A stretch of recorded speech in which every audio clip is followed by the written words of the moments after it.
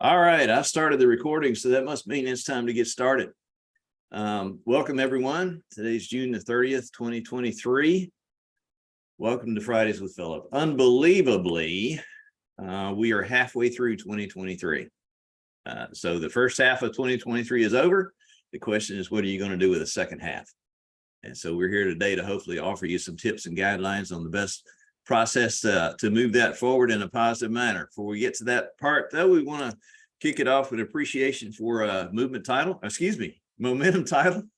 Momentum Title is our sister company. They're exclusive for Benchmark. You see them in pretty much all of our offices.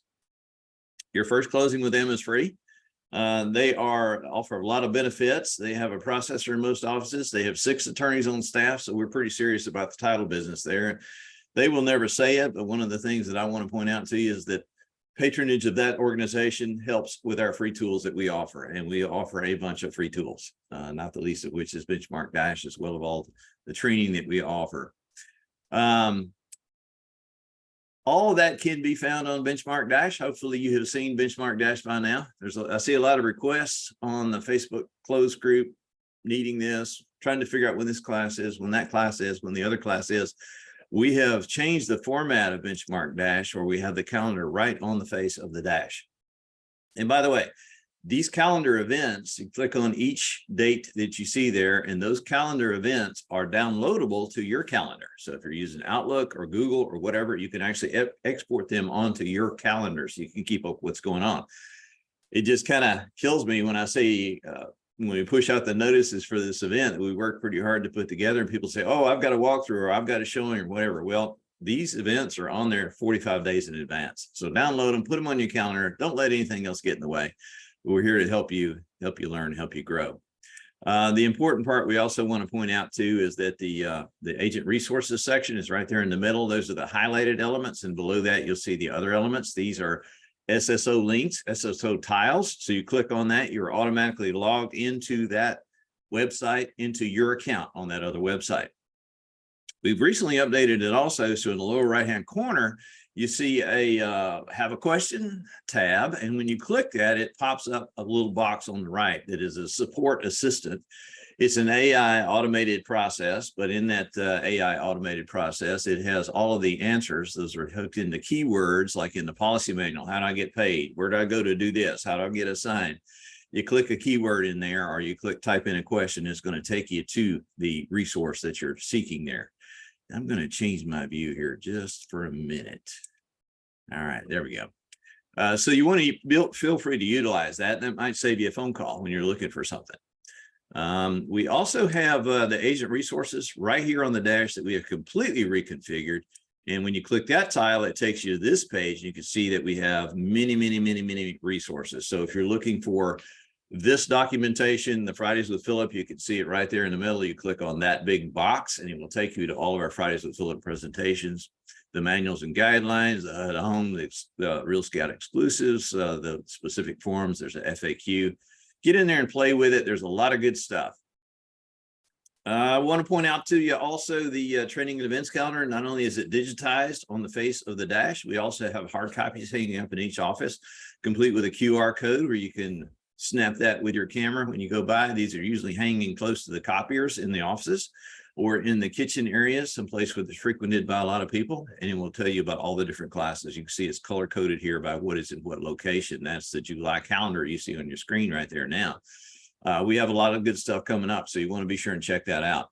Not the least of which we want to check out is the Elevate Conference coming up in September in Orlando. This is your conference. We are part of United Real Estate, and this is the United Real Estate Conference, a nationwide event. Yeah, it's at the Swan Dolphin Resort in Walt Disney World. So if you don't like Walt Disney World, this is a Marriott hotel, so it really doesn't matter. You can be offended all you want to be, but it's a nice hotel, a nice resort. It's a good family vacation. They have a great beach at this hotel. Yes, a beach in Orlando. And they have lots of fun things to do around the resort. So you don't even have to leave the place if you don't want to, but we have a lot of education coming up there. Keynote speaker, Lee Brown. If you don't know Lee Brown, she's written 3 books. You can see them there on the screen. They are probably some of the better books that I've ever read, talking about how to deal with different markets, how to deal with clients. She is a really good speaker, and you will really enjoy that process. And just so you know, the conference admission is, I think, $4.99, and Lee Brown charges more than that per hour for one-on-one coaching. So you're going to get 2 hours of her for the entire, and plus the entire event, for less than what she charges for an hour of coaching. So think about that. Also speaking is Allison Levine. She was the leader of the women's Mount Everest climbing team. She talks about challenges and overcoming challenges and how to plan and how to get through life in general. So good keynotes there. We have right now 33 people signed up. About 26 of those are agents, affiliates. The rest of them are staff that's going. So all of your principal brokers are going to be there. So if you want to have a one-to-one with a principal broker, now's your opportunity. It's going to be fun. So we recommend you sign up. And as you can see in the previous screens, we got posted, and we got posters in every office. So there's no reason why you can't figure out how to get signed up for this thing. So come on down. It'll be fun. Want to also remind you about discoverbenchmark.com, which is our recruiting website. If you have an affiliate, another agent you've done business with on the other side of a transaction, if you think they'd be a great fit for Benchmark, send them to this website.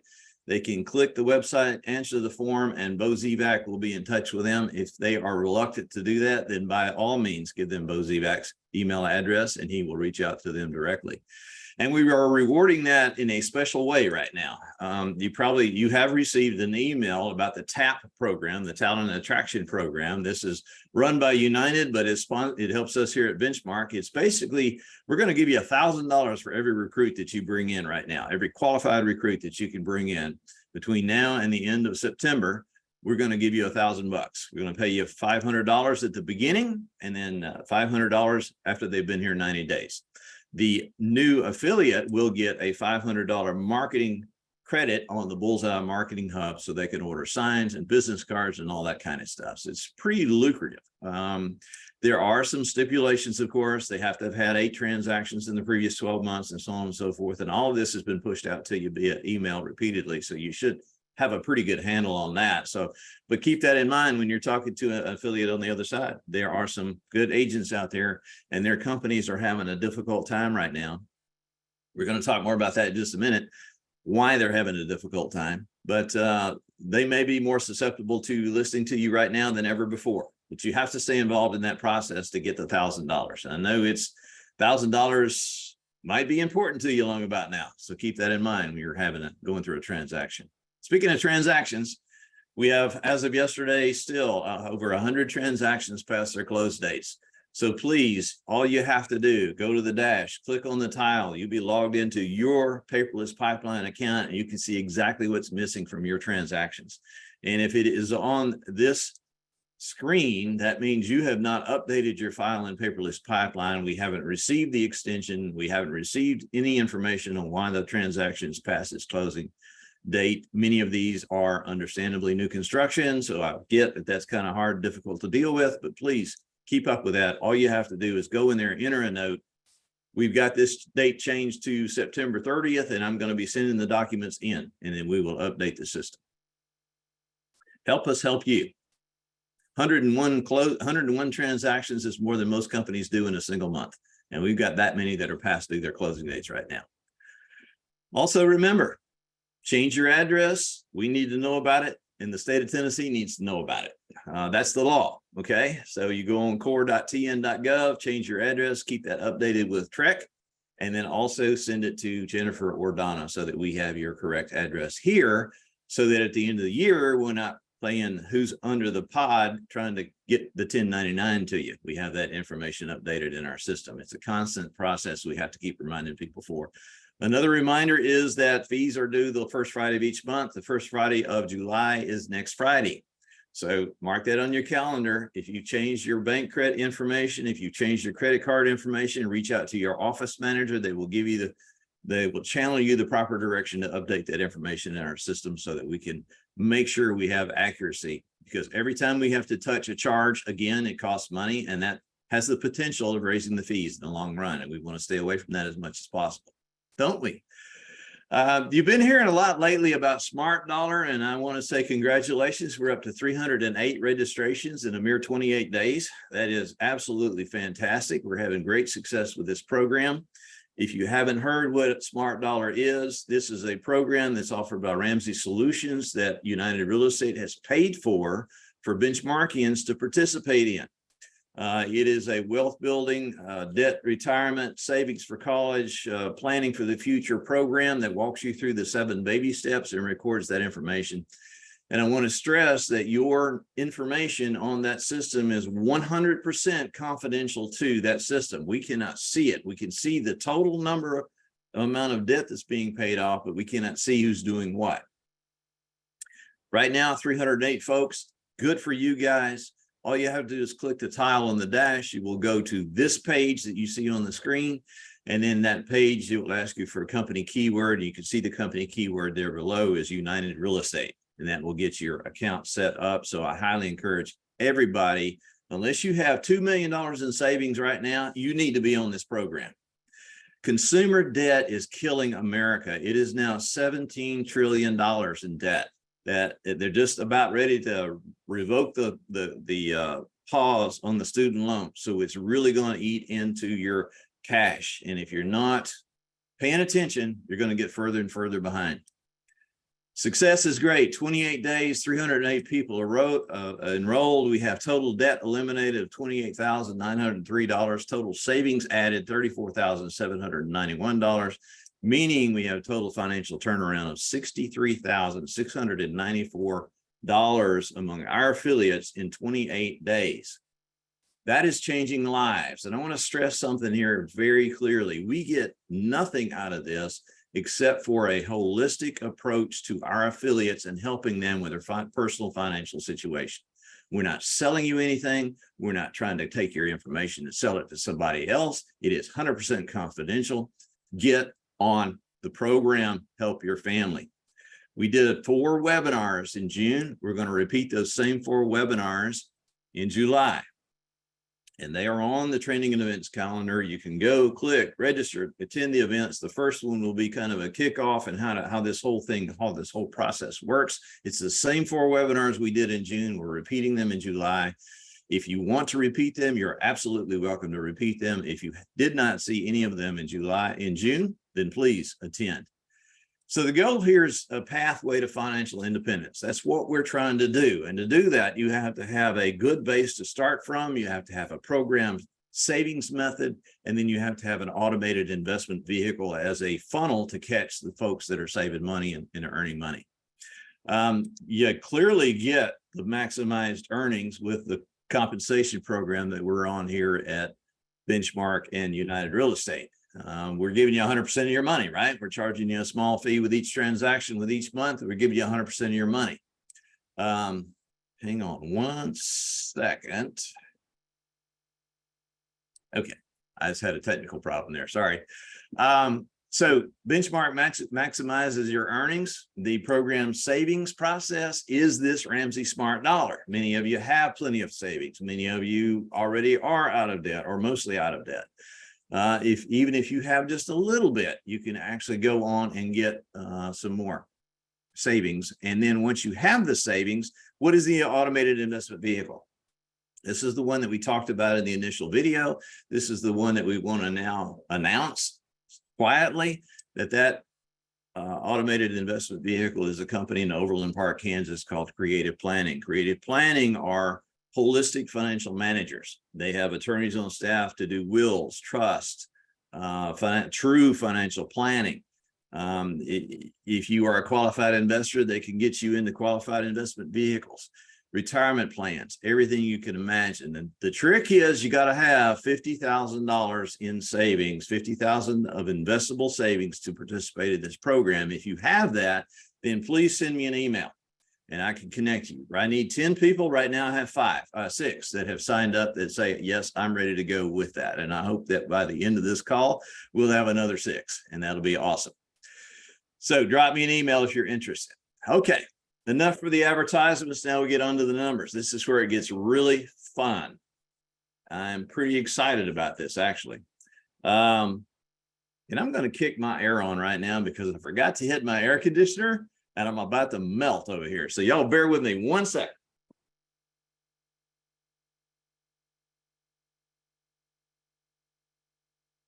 All right. Sorry about that. Nothing professional about that, right? You know, it's real. What can I say? It's not Memorex.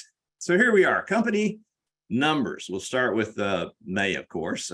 June is not complete on the numbers yet, but in 2022, Benchmark closed 476 million. We paid $12 million in commissions. We had 937 transactions, while at the same time the market closed through 3,982 transactions, and the benchmark average sales price was 508. That was 2022. Well, how does that compare to 2023? Well, as you can see, we're down. You see the red numbers there, 413 million. Although I will say 413 million in 1 month is still a lot of dollars. We paid 10 million in commissions, 870 transactions, while the market did 3,437 on an average sales price of 473. Now, those average sales price numbers should not be taken as the gospel of what the market is doing, because they're not. That's just our average transaction number. Okay, just to be clear on that. So you can see there in the middle, or you can see there on the red numbers, that's down 13.2%. Gross commissions down 21. The main thing I like to focus on is these numbers right here. How did Benchmark do comparative to the market? Well, you can see we were only down 7.2 while the market was down 13.7. So we beat the market, and that is the goal as always. The end of May, we had 1,458 units in inventory. So that's an increase in inventory from the end of April of 3.2%. And then our agent affiliate count, 1,530, we were up 3.3% from the same time last year. Good progress, I think, because we're coming at least there's not a 3 in front of those negative numbers, right? They were in the 30%, 28%, 25% numbers. So we're making progress as the market continues to come back. Year to date, 2022, we had closed $2 billion. It's billion with a B. Paid 52 million in commissions, 42.99 transactions, 17,000 transactions for the market at the same time. Average sales price of 472,000. And then 2023, again, we are still behind the market. You can see here in the middle that I guess you could call that dead level with the market, really, but still the numbers are negative because we started out at some deficits this year early on, just like everybody else did. And then I've been publishing these numbers on graphs. What you see there is a spreadsheet. Don't try to read it because it'll make you go blind. But you can see that I have added the May numbers in there. Numbers are one thing. Picture tells 1,000 words. Here's the picture. Okay. Gross sales from 2017 to 2023 at this date. And you can see how we are tracking 2023, tracking very close to 2021. That blue line that you see in there is 23, and then the gray line is 21. You can see the first part of 2022 was not reasonable, not real. It was way off the charts. It ain't never going to happen again, but it is what it is. And that's your comparison on a picture. Gross commissions, same chart, same process. We're tracking just like 2021. You can see the blue line there. And then transaction count, which is what we are most concerned about because we get paid per transaction, right? We don't get paid on the gross percentage. We get paid per transaction. You can see here that we are actually tracking more like 2020, the first part of 2020. It'll be interesting to see how this plays out. And perhaps even we're close, you could say that we're tracking even closer to 2019. But we will see how all that plays out. We're looking forward to the rest of the year. One of the things that tells us how we're doing in the next month is how we did the last month is the number of new listings, new contracts, and dead deals. And we track this by week. And you can see a summary over here on the right that our new listings for May were up 2%. That indicates that we'll have a good June. You got to have it listed. You got to have it under contract before you can actually have a closing, right? So the new contracts at 13% were down. Your dead deals are up 11.3%, and that's in red because when dead deals go up, that's a negative. So there's your comparison on May 22 versus May 23. That's Benchmark. Let's talk about the market. Makes me sad when I want to talk about the market. Sorry. Let's talk about the market. May existing home sales just in 4.3 million in annualized run rate. That is up 0.2% month over month. That is down 20.4% year over year. You can see it over here where we are there.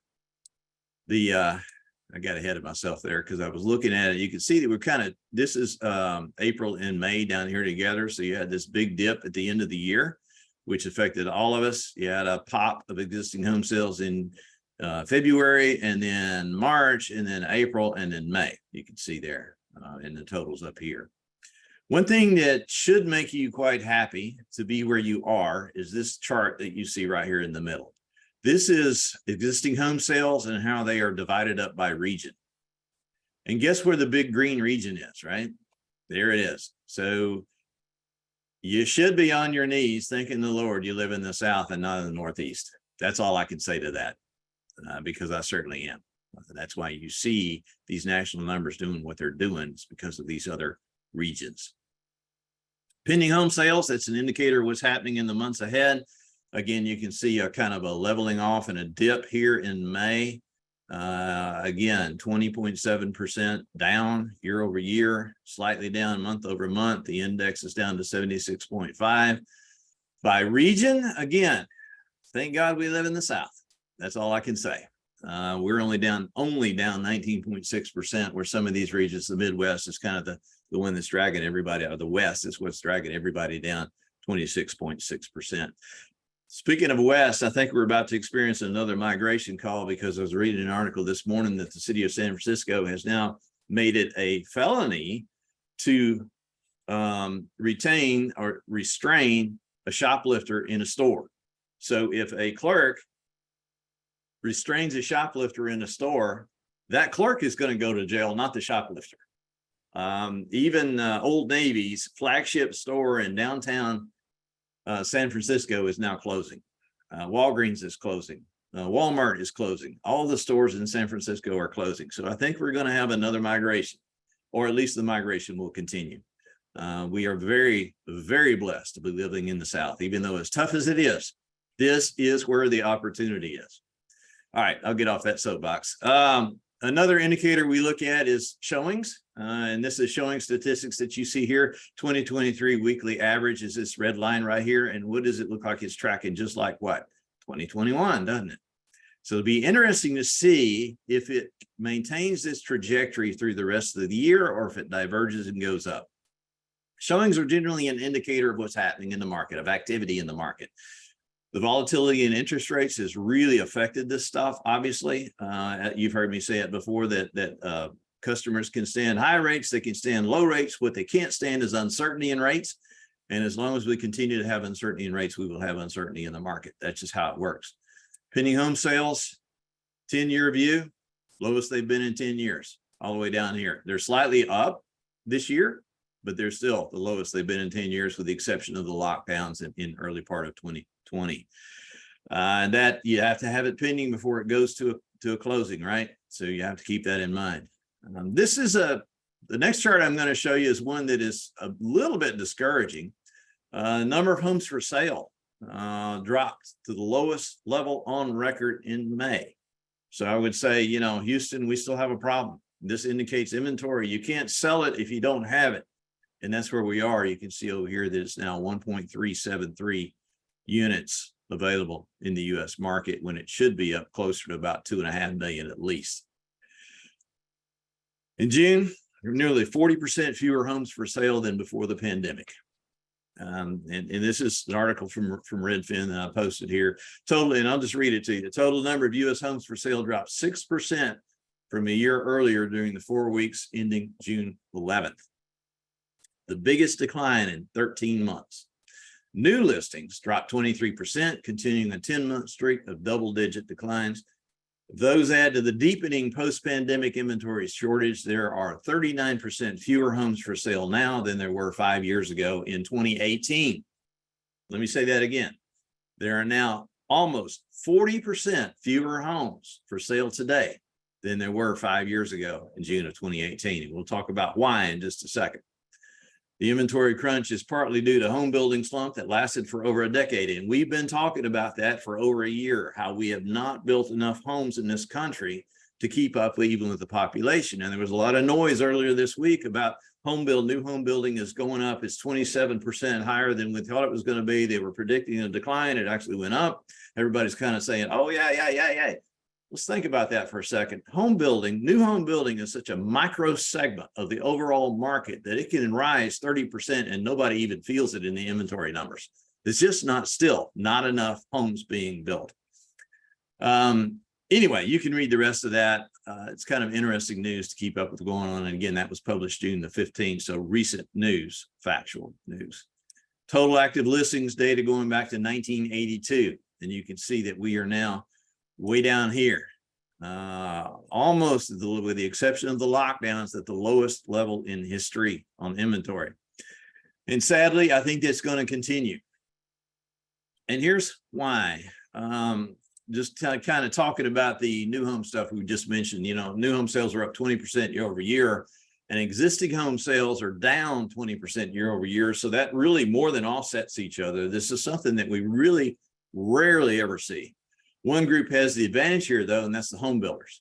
They are dealing with a commodity product. They're not dealing with a house that you live in. Okay, so they can adjust the rates. They can adjust the features and benefits. They can buy down the rates. They can adjust the inventory. So they're handling it like a commodity more so than somebody actually selling their personal home. So that puts them in a whole different category.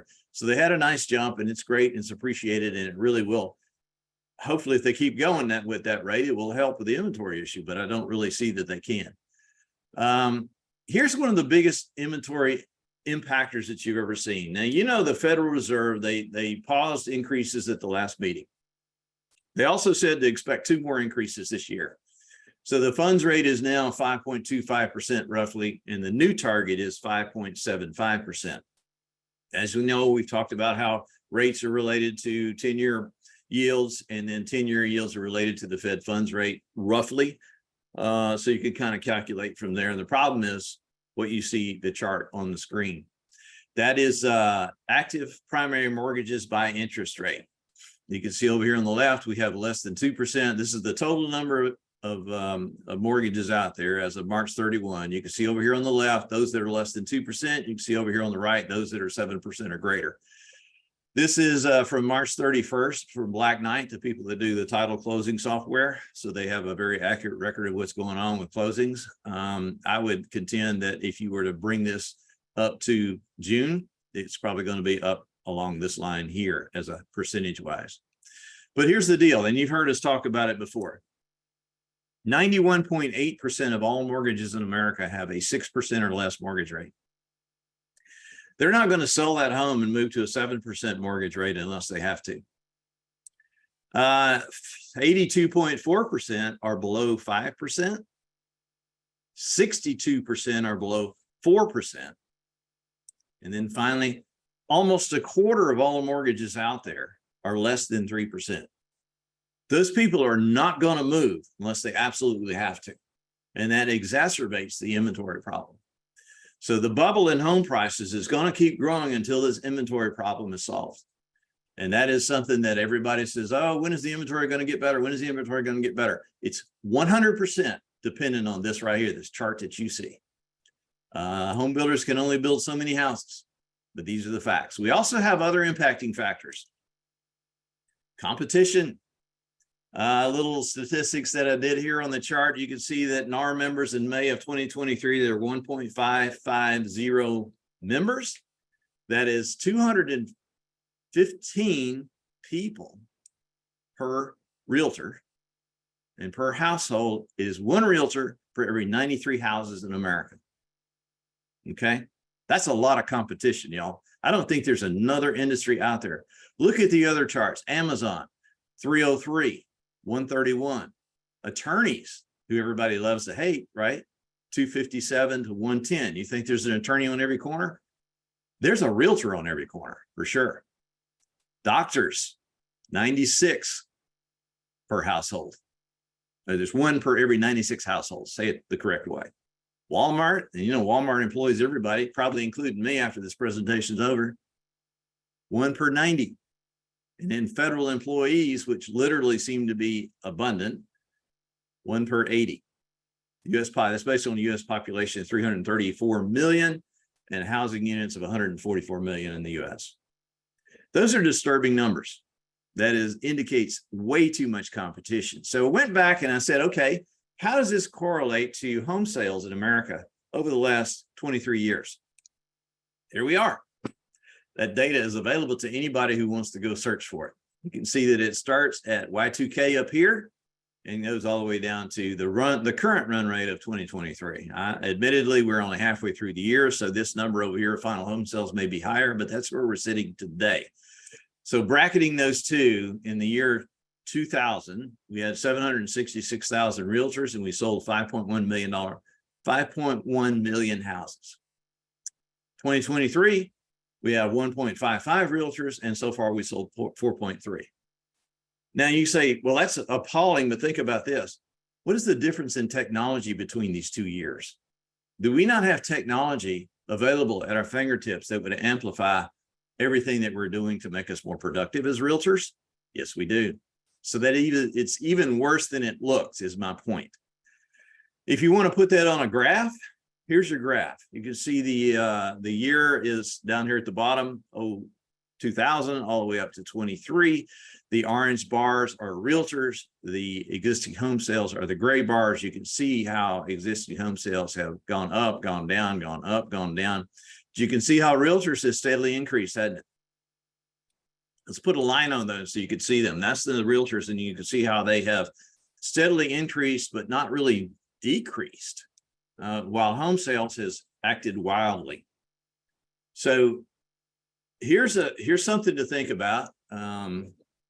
Last recession, peak to trough, the realtor fallout was 25.3% nationwide, a quarter of all realtors. So far, we've lost about 100,000 during this current, and I think we're already in a recession, but during this current situation, we've lost about 100,000, maybe not quite 100,000. Still, it's quite a few. Now, if you apply that 25.3% to the current situation, it means we are going to lose 300,000 realtors. And that's your opportunity. Because when the competition falls away, you've heard me say it, you've heard me say it, you've heard me say it. When the competition falls away, that's when you shine. That's when you have a market share gain opportunity. And that's the point I'm trying to drive home to you, because there's a lot of people in this business that are part-timer, wannabe, don't really, they just kind of do it. They have a license just because they thought they ought to get one. They're going to be gone. And there's your proof of it right there. The other impacting factors, this kind of leads into what Stuart and I are going to talk about here in just a second. We covered the lawsuits, the class action lawsuits thoroughly at the March Summit 23 presentation. We have that posted on the Benchmark YouTube channel. You can go look it up. The part about the lawsuit starts about 1 hour and 16-minute mark in that video. And I talk about it exhaustively of how these class action lawsuits are going to change our industry. I don't care what the associations say. We're going to have fundamental changes, and some of the fundamental changes that I see coming are, number one, clear cooperation is going away. The guaranteed shared compensation is going away. Whomever hires you most likely will be the one who pays you. So you have to be prepared to have that conversation. By the way, that is our topic in July's Fridays with Phillip. So be sure and put that in a red line on your calendar to be here while we talk about that impact alone.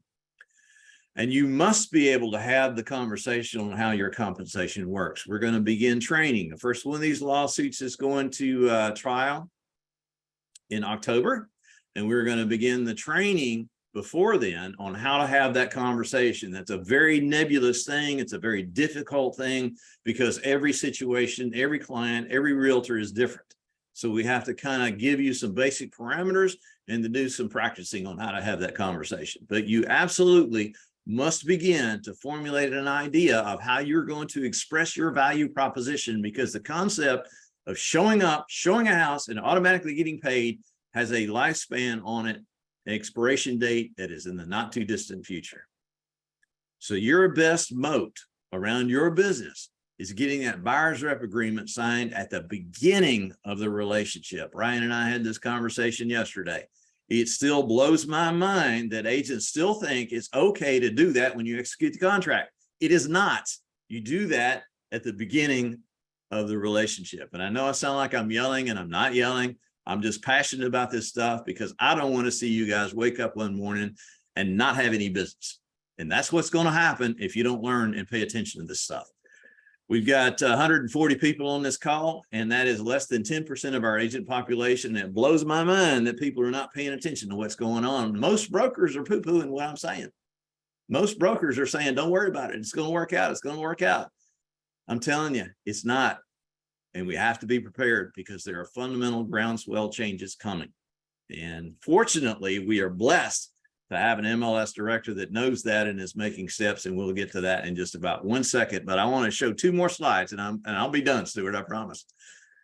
So you saw this on Mike Del Prete. You saw a lot of PR that went out. Mike Del Prete is a college professor that studies our industry. So he is Dr. Del Prete in the University of Colorado Boulder. You can look him up, MikeDP.com. You see his website there on the screen. He published this graph based on data that he had accumulated of mostly public companies, except for 2. That'd be United Real Estate, which we're part of, and then Realty One. That's the 2 private companies. Those 2 companies voluntarily contributed their numbers. The rest of it is public data. And the point here is that United is the number one company in this country that returns 96% of the total revenue to the agent. That's a magnificent arsenal fuel for your business that you can't get anywhere else. And there's the proof of it from an independent third source. And of course, immediately all of the pundits or all the critics said, oh, well, they can't possibly be with that larger percentage return to revenue to the agent's pockets. These companies cannot possibly be profitable. Well, I beg to differ, honey. Let me show you this. This is his next segment of research. His research showed this, that of those companies that were just shown on the previous screen, 2 were profitable, and United Real Estate was right there on top. The traditional brokerages are suffering. The traditional brokerage model is broken. The only model that can endure what's coming down the road between the class action lawsuits and all of the changes in our industry, the only models that can compete are the models that you operate under right now. So the critics immediately said, well, the only way they can do this is by delivering 0 value and service to their agents. So he did some research on that. And I just watched an Inman Intel webinar 3 days ago, and I'm happy to forward that to anybody that wants to watch it. I'll give you the link. He stated that the only true comparison of the level of service delivery to the agents is basically productivity rate. And the productivity rate for the traditional brokers on that chart that were all unprofitable was 1.03. The productivity rate for the profitable models was 1.0. And in his words, quote, that's less than a rounding difference. So clearly, the only interpretation of this data is that the profitable companies are much better at OPEX, operational expense control. And if you operate under Benchmark's model, you understand we have experts here that are kings and queens of operational expense control. We built that into our system. And this is the part that I want to kind of conclude this segment with. By the way, Benchmark's productivity rate was closer to 9. If that makes a difference to you. Okay, that's 9 closings per year, average per agent. Closing and putting a bow on this segment, when asked how to summarize the overall situation, this is what he said. This feels a lot like a Netflix versus Blockbuster moment in history for this industry. Think about that for a minute. There used to be a Blockbuster on every corner. There used to be a traditional broker on every corner. There probably is in some areas. Netflix ate their lunch and they all went out of business. And that is your opportunity. All that is to say, you cannot be in a better place to face the market winds that are ahead of us than where you are today under this model at this time. So that's your encouragement. I know that seems like a lot of negativity, but it's factual data information. And I'm always one of these guys that said, look, I'd rather you just tell me the facts rather than dress it up and make it look pretty. I want to know what the truth is. I want to know what the numbers are. And speaking of numbers, we got a guy coming on right now that will absolutely tell you some numbers and talk about it. So I want to introduce to everybody. I'm going to stop my screen share right now. I want to introduce to everybody Stuart White. Stuart is the director of Realtracs. which is our MLS in this area. If you happen to be joining us from outside the area, he's the director of our regional MLS here, the state of Tennessee and Alabama, Kentucky. What do you got, Stuart? Go ahead. You got screen share now. You can move on with what you want to talk to us about. Let's see how this works. It has been, thanks for having me, number one. I appreciate the opportunity. I have not done a presentation over Zoom since last time that I did this with Benchmark. So anyway, bear with me. Is everybody seeing my full screen? You're good to go, buddy. All right. So yes, I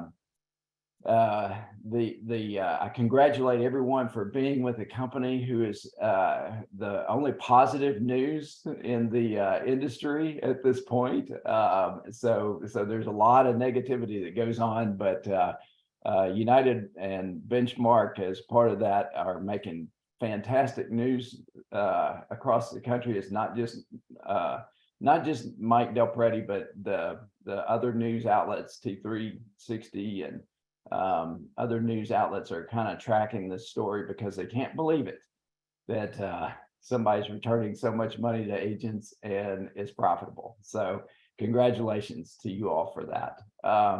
And so I too will be a little bit of a Debbie Downer for a little bit as far as the industry goes. So let's call it honest speak. Honest. Okay, yeah. Honest. I will call it. You want somebody to blow smoke, this is not your party.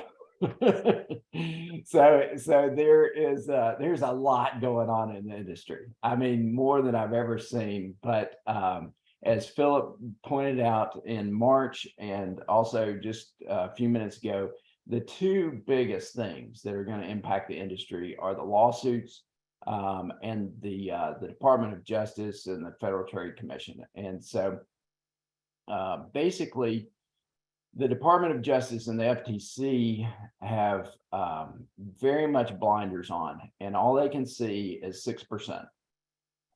They think that realtors, they look at the total commissions paid out, and all they can see is at 6%, and that's way too much money. They just have determined that it is way too much money for you all to make, and they don't pay attention to anything else. They are dead set to get to shake up the way compensation works in real estate, and supporting them and in fact leading the way are these lawsuits. There are 5 major lawsuits that the National Association of Realtors are involved with, along with 3 of those are involved the largest franchise and national companies in the country, not United, I will say. So, but it's going to change the whole fabric, in my estimation, of the industry. So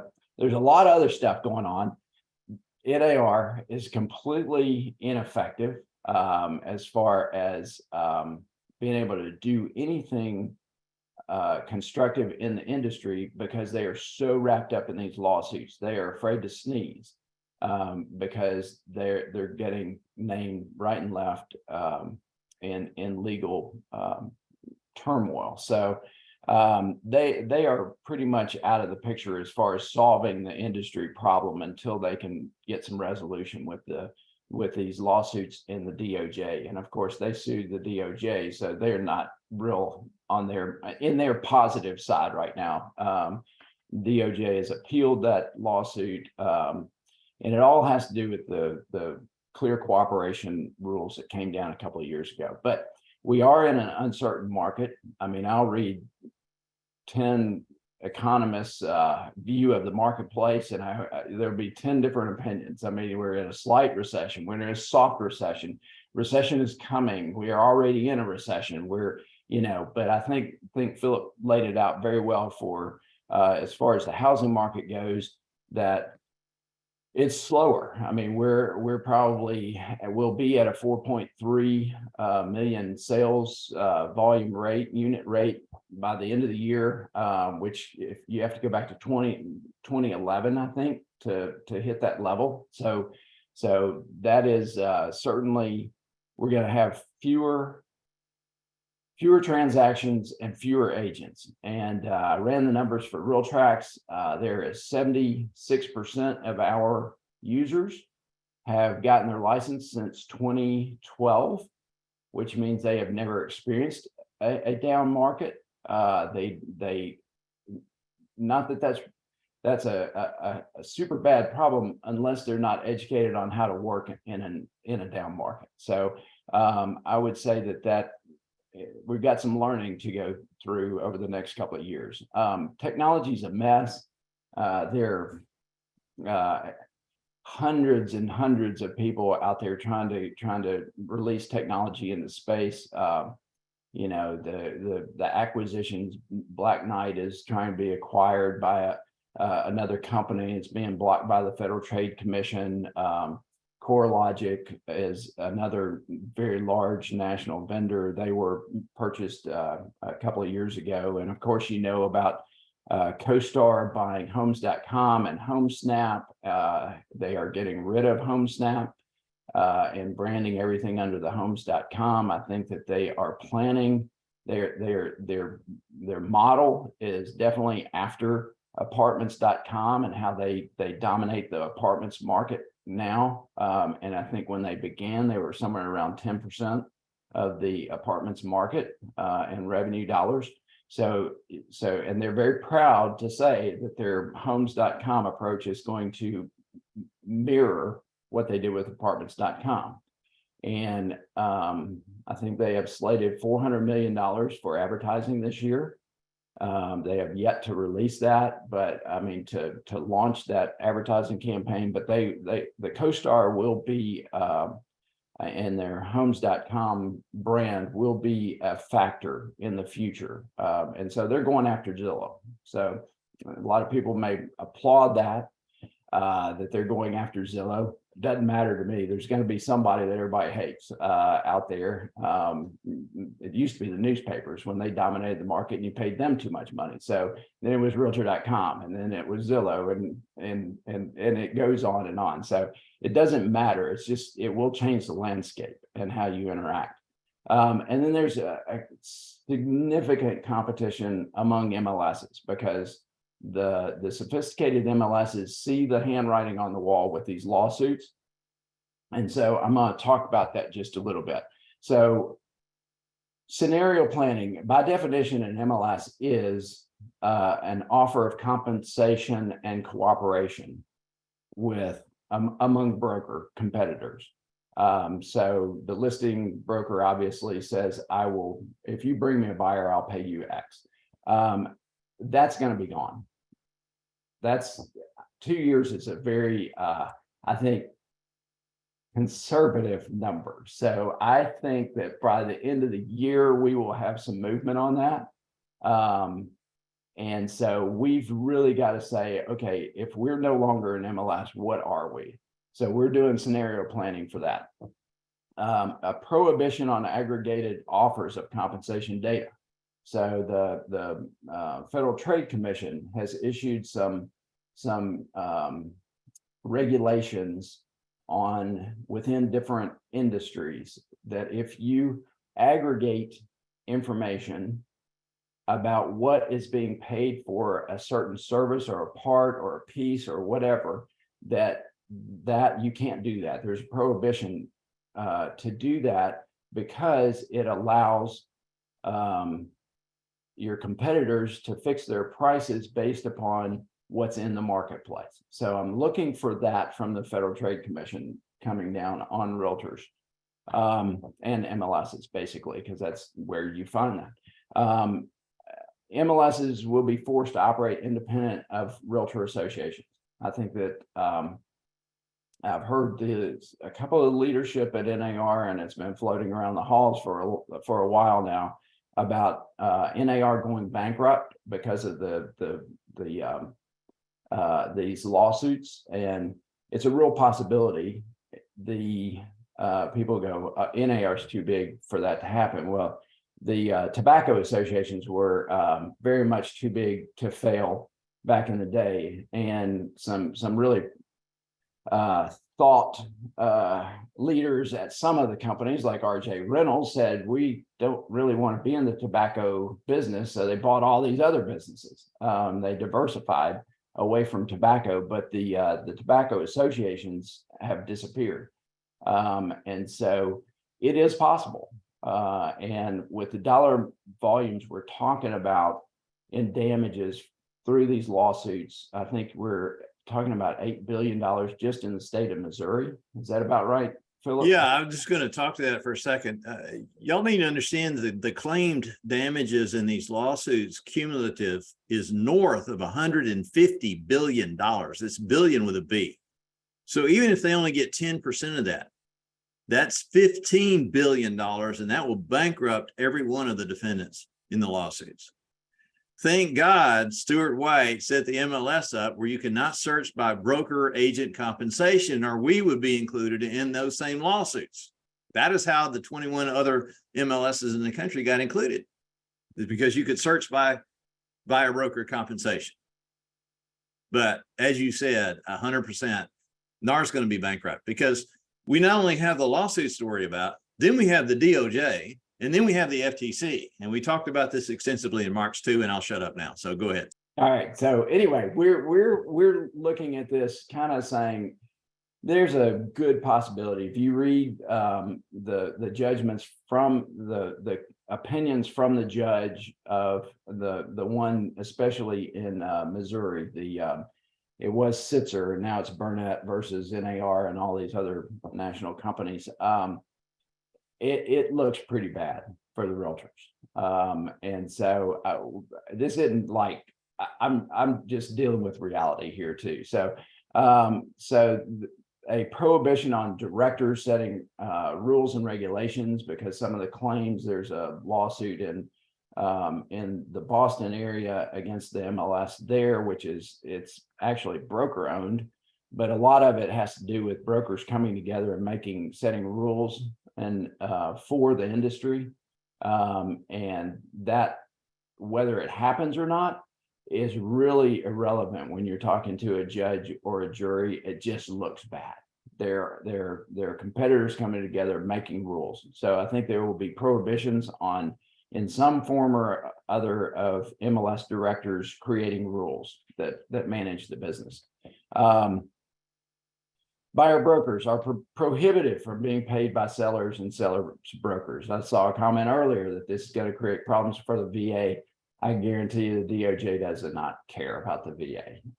They are the FD. They've got way more power than the VA. The VA will figure out how to process VA loans. And so, yes, it will be problematic, but I think they'll address that issue. And then if MLSs are no longer offers of compensation, we're in the same bucket. If we're no longer an MLS, so to speak, we're just a real estate data marketplace.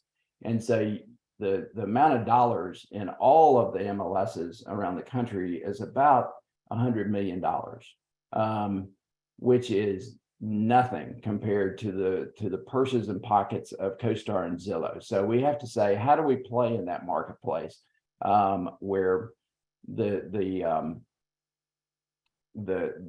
environment has said, here, take over our marketplace as far as real estate data goes. And so I think that CoStar is super happy because they're just perched in the winds. And if you don't know, they operate apartments.com and LoopNet, and LoopNet dominates the commercial real estate space, if you know. So does NAR go bankrupt? What does that do for us? What does our ownership look like? We're currently owned by 7 realtor associations. And what does that look like? What's the fallout from that? So the good news is for you all, agents will survive. They're, regardless of all the technology and all of the buyer tools that are out there and seller tools that are out there from all these technology vendors, the percentage usage of realtors in a transaction has actually gone up. And so as Mike Del Prete says, they will survive. Now, the rest of us, we don't know. The brokers, the associations, the MLSs, it's all going to be mixed, let's figure out our value prop. But people will use agents. It is the largest purchase in most people's lives. And they do not want to say, I'm smart enough to do this. Well, we know a few who say I'm smart enough to do this, but but there will be downward pressure on your commissions. That's going to continue. It's been happening for the last decade. I mean, as average sales prices go up, median sales prices go up, there is downward compression on commissions, and the prevalence of buyer's agents will decline. And so I love what Phillip's been preaching. We should call him preacher. What he's been preaching is that this is the perfect time to work on your skills as a buyer's agent. It hasn't happened yet, but you've got to figure out, you got to formulate your proposition and practice presenting it. And you can do that right now because you're not forced to. And so in my mind, I was thinking, if I were in your shoes, which I couldn't sell ice to Arabs, so I'm like the worst, but I would be like going to every time I ran into a buyer or potential buyer client, I would say, let me practice this spiel on you. Okay, and you give me feedback. They're not going to be offended by that. You guys give us feedback all the time, and we don't take, we love it. And so practice, because you're not forced to right now. But the ones who are going to survive are going to be the ones who are good at securing buyer agency agreements. And you've got to get those, as Phillip said, those payment terms ironed out. So Phillip I didn't realize I was piling on what you said, but there you go. No, I take it as an affirmation, Stuart. I mean, it's the powdered butt syndrome, right? So you never listen to the person that powdered your butt when you were a child, but when somebody else says the same thing, it's gospel. So you're well, good. Okay. So from my perspective, we're looking at the extinction of the MLS. We don't have the money. We don't have the pockets. We've got these lawsuits who have named MLSs as co-conspirators. They are not defendants, but like I said, the dollar volume in an MLS is minuscule compared to a Realogy Anywhere, the folks named KW, but there's nothing that prevents copycat lawsuits from popping up here and there. So everybody was seeing how these lawsuits are going to play out. They're just waiting to file. I mean, I guarantee you there's somebody who has a filing already prepared. Yeah, I think to speak on that just a second, I think there's probably at least another dozen that are waiting to see what happens in October. And as soon as that October ruling comes down, and of course it'll be appealed, and probably all this will wind up in the Supreme Court, no question. But I bet you there's another dozen just sitting out there, already have it lined up, ready to file. All they got to do is put a stamp on it and send it in. I agree. And so that's what we have to prepare for. So we can't wait to say, well, NAR says it's not going to be a big deal. So, but it is a big deal. And you can't wait for that to play out. Of course, I've talked about the government pressure. They really don't like realtors 6% commission rates, and they see the MLSs as the facilitator of that. So we're not done with the DOJ and the FTC as far as MLS goes. Consumer portals, I touched on that. We've got a lot of players out there wanting to capture the consumer and the consumer's experience, and say, if you're going to be an agent or a broker in this space, you're going to have to play with us because we have the consumers. And that's what you've seen with Zillow. That's how they grew. It was consumer pressure on agents, which then became pressure on brokers. And so that's the same way that this is going to happen. And then again, the MLS competition is pretty intense right now, and folks looking at, there's no geographies anymore. So we've got California regional MLS is providing service in to a broker owned MLS in Louisiana. There are no geographic boundaries anymore. And First MLS in Atlanta is extremely aggressive. They have, anyway, they are broker owned, so they're not necessarily under the NAR rules, yet they have adopted almost all of the NAR rules, because most of them are pretty good, except when it comes to certain ones. So but FMLS is their payment thing is all whacked. So they charge a percentage of the closing cost, and that creates a little conundrum for the brokers down there about commission split. So it's all messed up, but they're very aggressive MLS, and they are battling in Dalton. We call Dalton the battleground town. So Dalton, Georgia is I think they've got 5 MLSs in Dalton with about 500 members. So it's crazy. So let me talk to that just one second, if I may. I mean, what these people that are watching this may not understand is that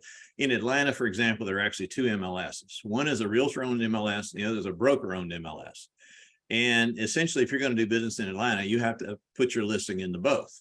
And the broker-owned MLS, and this kind of makes it, what Stuart is talking about, makes it really cloudy. Those brokers get a stipend off of each listing that closes in the MLS.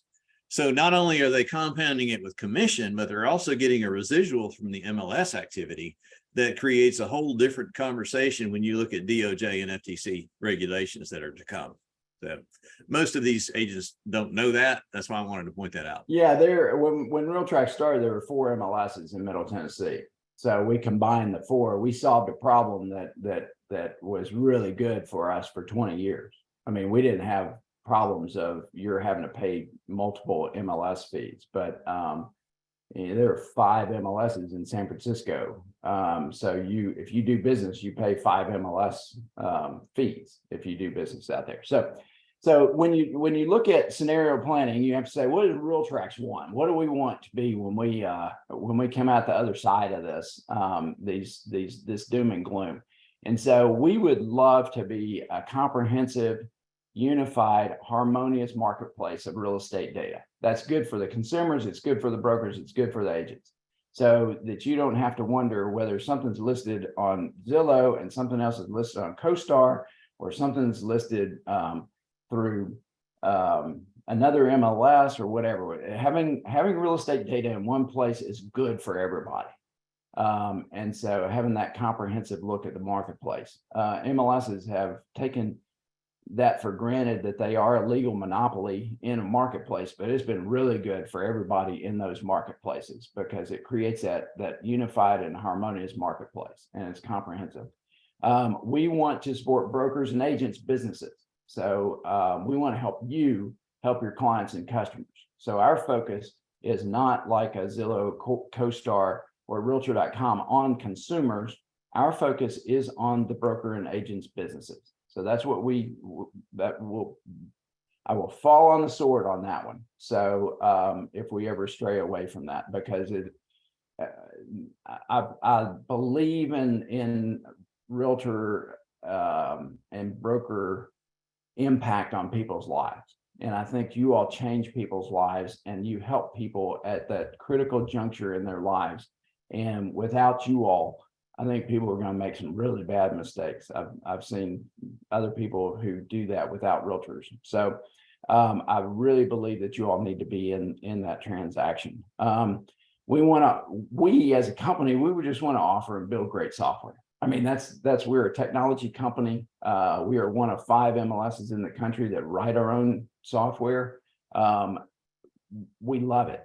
And we want you to have a great customer experience. So that's why we have customer happiness reps, and no one else in the country has customer happiness reps.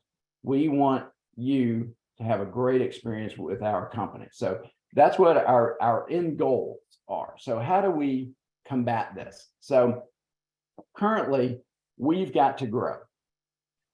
That growth, we've been working on this for about 2 years now, is getting our spiel and approaching realtor associations, marketplaces, trying to do, but it's boy, the walls just are thick and tall to get into additional places. And then against these other things, we need to restructure Realtracs. And I'll talk about that in just a moment. So MLSs, there are 522 MLSs in the country. They are decreasing, but not at a significant rate. There are let's see, more than half of those have less than 400 members. So you can see you got, and I'll show you just a sec. In Tennessee, we have 12. Of course, we at Realtracs think there are 11 too many. So, but you can see we got one up in Reelfoot Regional. We got 123 members. I mean, it's insane. It took us 4 years to get Warren County to come in, even though we had half of their members using Realtracs. So they had 60 members. So it is, associations are, I believe that we are aligned in our purpose, but they are the most difficult committee-driven territorial group of folks that I've seen. They won't even sit down and talk about what's good for the long term of everything. So let's call it what it is, Stuart. It's the many fiefdoms and the want for control, period. That's Plain it. and simple. They don't care about the realtor. They care about their own control and their monetary stream. There, I said it, and it's recorded. You said it, and I didn't say that. So, so because I really do like the mission of the Realtor Association, because they are aligned with us, is that they want a unified and harmonious marketplace. We just want to be the data side of it and the technology side of it, and they should deal with the code of ethics side of it and the services side of it. So, so anyway, we've got about 40% in Chattanooga. We have been at 40% for, I don't know, a year now, probably. We just can't get over that tipping point in Chattanooga. And so when you don't have the full amount of listings in a system, the system itself is mediocre. You can't experience the full value of that. Our restructuring, we've been working on this for a year. I've been working on it for almost 2 years now.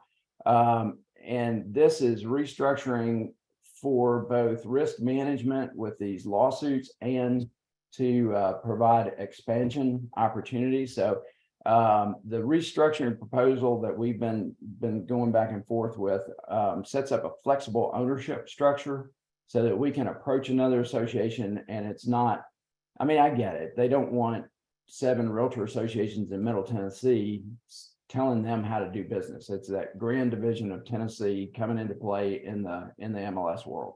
And so we're restructuring for that. The restructuring will actually remove Realtracs from the NAR umbrella for policy mandates. And so that would actually allow us not to be an MLS. And if you are not an MLS, then you are, as long as you're not owned by a realtor association, you do not have to follow the NAR policy mandates. We would establish an independent board, which would counter any competitive collusion claims that somebody might make. So we'd have more independent folks on the board than we would realtors. We would eliminate mandatory offers of compensation. This goes back to our buyer agency discussion about contracts. It's going to look totally different. We're going to figure out how that works in a real estate marketplace, and we're looking at folks like LoopNet, where commercial people, they don't tell you anything about what they get paid. So you kind of figure all that out before. So we're looking a whole lot more like commercial. So our goal is to become a real data and technology provider in the real estate marketplace, as opposed to an extension of NAR services and an enforcer of the code of ethics. If that makes sense. That's a mouthful right there, but that's basically what it is.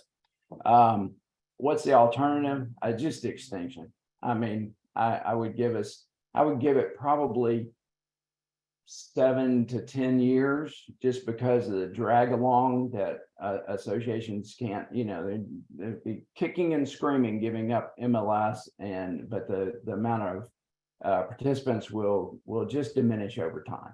And so I think that the alternative is extinction.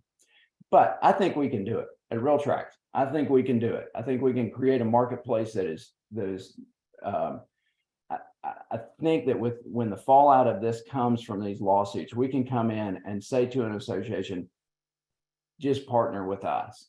We have solved your problem already, and you will still have an asset, and you will still have a unified and harmonious real estate data marketplace. And so I think we can do it. We're a great tech company. We were Technology Company of the Year this year by the Nashville Technology Council. We beat out Smile Direct Club, which is a publicly traded company, which we figured we would beat them out given their issues. But also L3 Harris Force X, they have 14. I want to say this, 14,000 employees. They write military software, simulation software. We beat them out. So it's the real deal. And then our customers are happy. You can see our dip in January. That's when we forced everybody onto new search.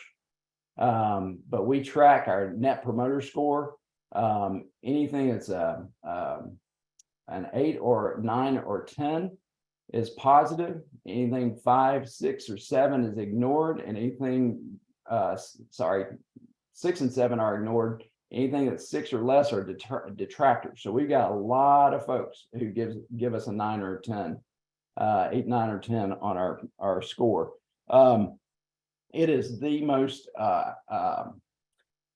you can just see it. The last time it was in the 40s was when clear cooperation happened, and that was even out of our control.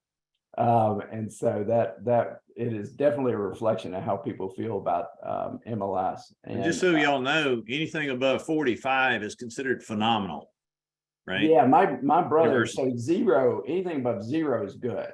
Yeah.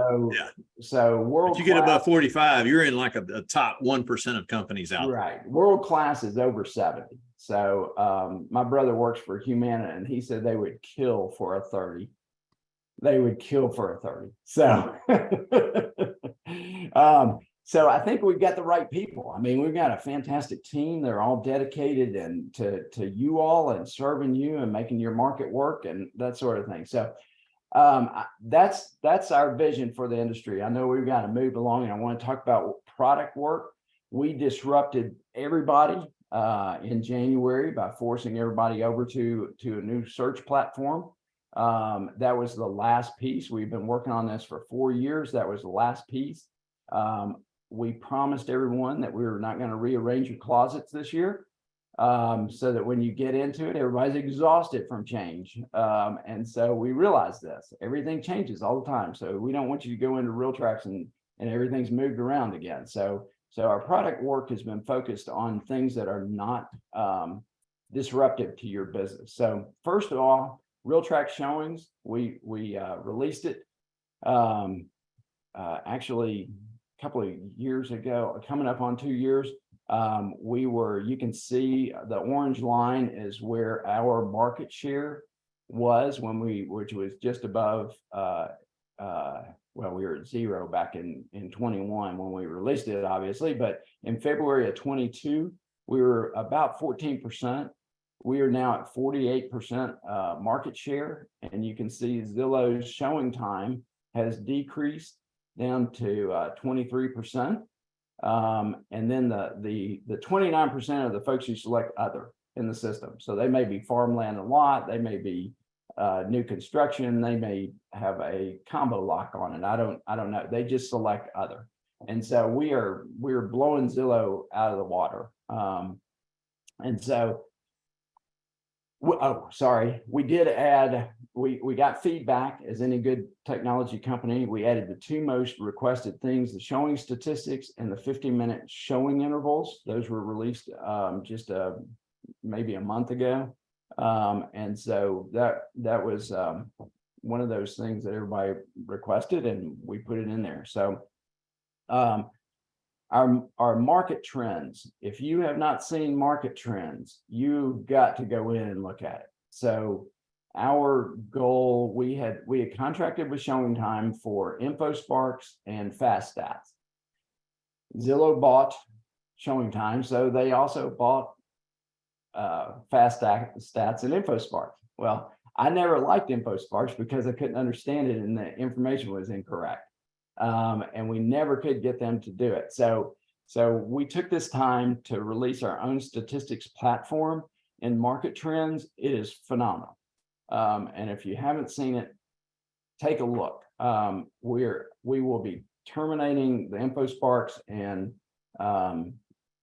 Fast Stats agreement with Zillow by the end of the year. So that is, we're getting rid of them to provide a more superior product. So we're looking at improvements right now. The past 30 days, doing the embedded links, the shareable links, so that you can put on your websites and in your newsletters. And those are actually not snapshots, those are real-time statistics. So if somebody clicks through on your website for your market thing, it's not something you have to update.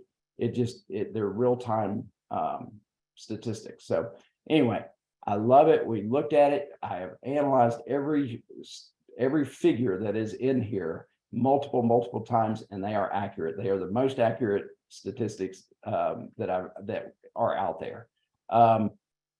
Our net sheets, we took a look at what was the most used report in the system, and it turned out it was net sheets. And we went, net sheets, really? But it is the #1 report used in Realtracs. And so we took a look and said, well, these are really ugly, and people have to input this stuff over and over and over again, and they can't save them. And so we've been working on net sheets. We just released the net sheet manager so that you can save them for people and share them. And so that was a big piece. Then listing performance. This is our dashboard. This is where you can see how your listing is performing, how many showings you've had, how many views on websites. So currently we track Zillow, Realtor.com, and Realtracs.com. We have a request into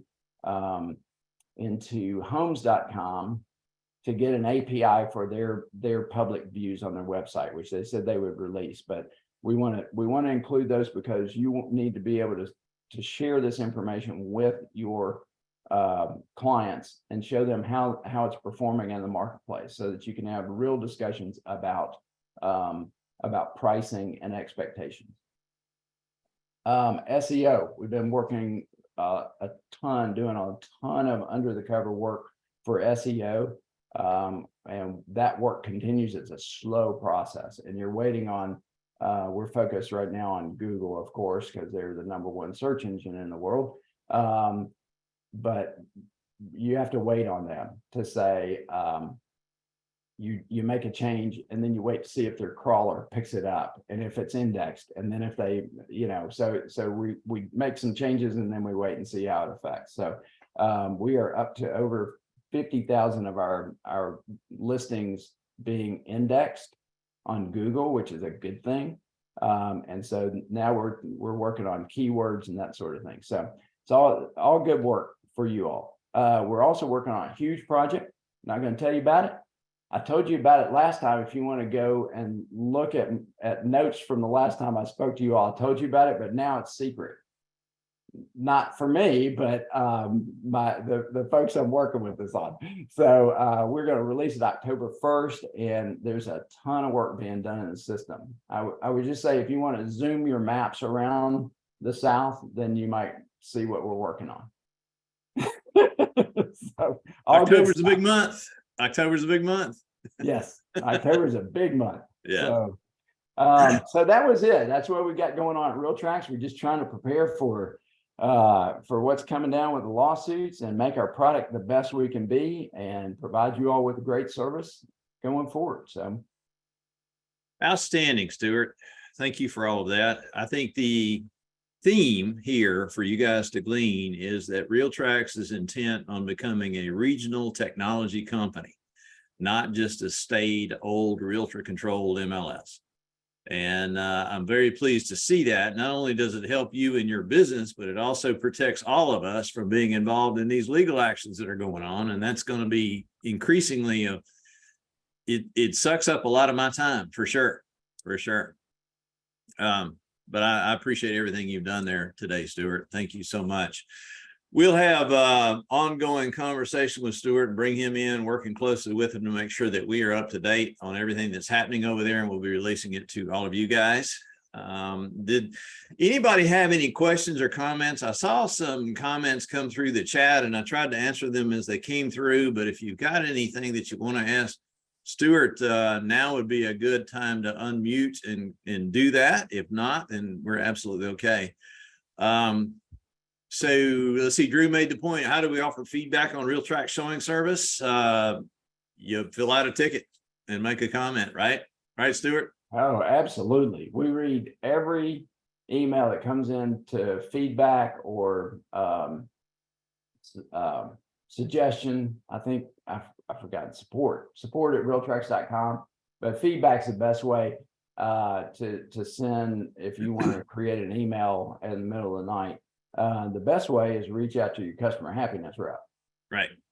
We have collaboration meetings all the time and use feedback from you all to make sure that we're focused on the right things and doing things in a way that is easy to use and understandable. And your roster entry will show you who your customer happiness rep is. Mm-hmm. So that's easy to do, and they welcome all that. So the way, and I had this conversation before, you know, we when we do something and we want your feedback, we want to know how we can get better. That's a perpetual quest for every good company, every good organization that strives for that. So Stuart, I really do appreciate it very much. That I think is the end of our questions and chats. I wanted to kind of tell you guys a little glimmer of what's coming July 28th. Again, this program, 9 a.m. We're going to change the link process and we're going to take it off of Eventbrite and get it onto a direct link with Zoom. So we should have no further problems with people getting in, people not being able to get in. That just drives me crazy, as you know. So we're going to stop that crap and we're going to do it the right way. But anyway, the bottom line is that commission conversations in a changing environment is what we're going to talk about, along with all the current market stats when we reconvene in July the 28th. So mark it on your calendar now, put a red box around it. It actually is on the Dash calendar already, so you can export that onto your personal calendar, whether it's Google or Outlook or whatever calendar you use. And I hope you're using a calendar, right? Rather than just something in a piece of paper, scraps of paper in your car floorboard. But anyway, that's it. Any further questions, comments from anybody as we go through this? I had one question come in. I think, okay, gotcha. Thank you. All right. Well, I just want to say thank you, everybody. We are always open for questions, comments, suggestions. However, just like I said, we're always trying to get better at this, try to deliver what helps you in your business. And if you don't talk to us, we don't know what you need in your business. And the same thing with Realtracs. Stuart, thank you very much for your time today. Thanks for having me. I sincerely appreciate it. And we'll look forward to having you on here again sometime. How about that? Sounds great. Thanks. All right. Thank you, everybody. Have a great day and go sell something.